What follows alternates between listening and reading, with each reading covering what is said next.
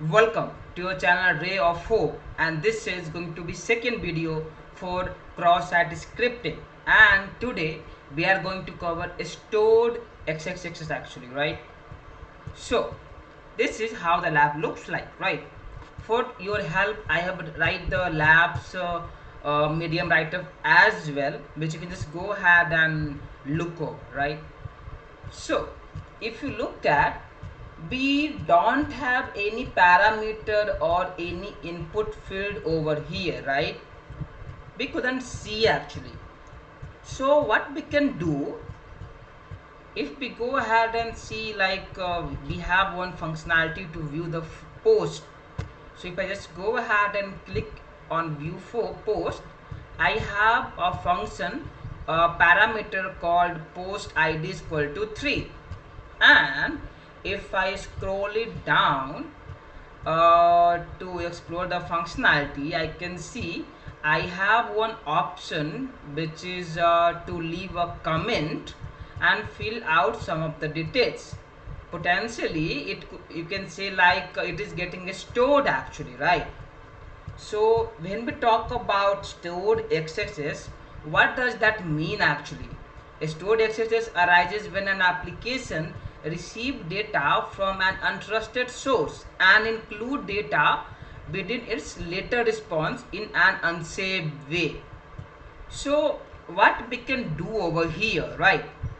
Suppose if I like just do ABC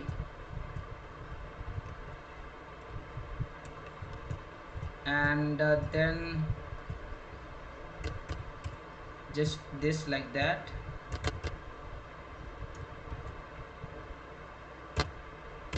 .com, nobody.com, okay, and a post, right?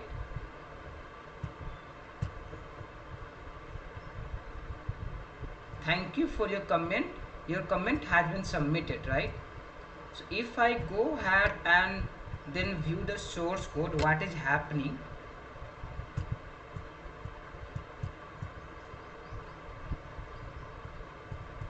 and get back to the blog,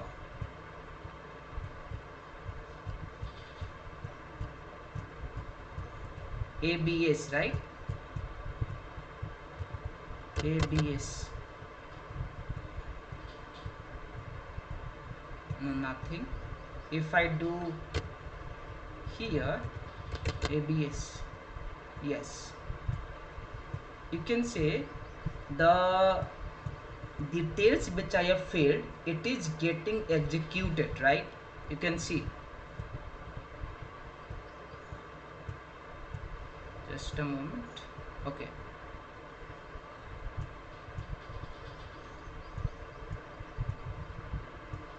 The website details and the comment details, which is in between a p tag actually, right?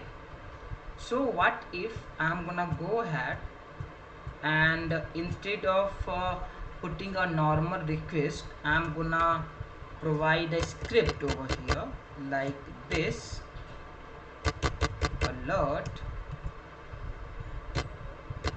ray of hope, ray of hope, and close braces, close the script. This is how the script looks like. Name ABC, email abc@gmail.com, and website http nobody.com, and post it. Again, it is giving us that you have solved the lab, but can you see, am I getting any pop-up? No, right? So where the XSS happen, if I try to access that functionality, you can see the pop-up happen, right? So as per definition, which it says that it gives us in later responses, not at the time when we are executing. When we are trying to access that functionality, That is where this happen.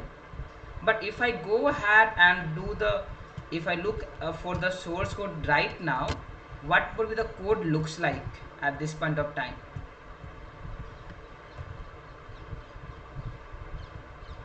ABC. This is how the code looks like. Where is our script? You can see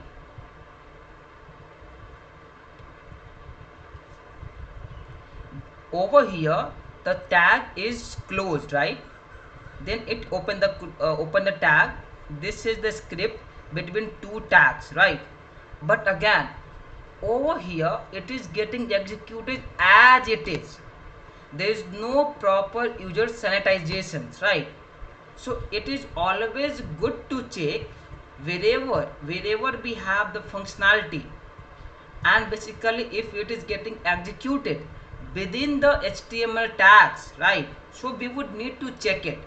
Sometimes can you see this is the open tag, and here it is a close tag, and it is getting executed within the tag. So probably over here there is no proper sanitization, and there is no inline script, and self script is being validated, right? So they need to implement CSP headers in order to protect this, right? I hope I make my point clear, and now you have the understanding of stored XSS. Thank you for watching.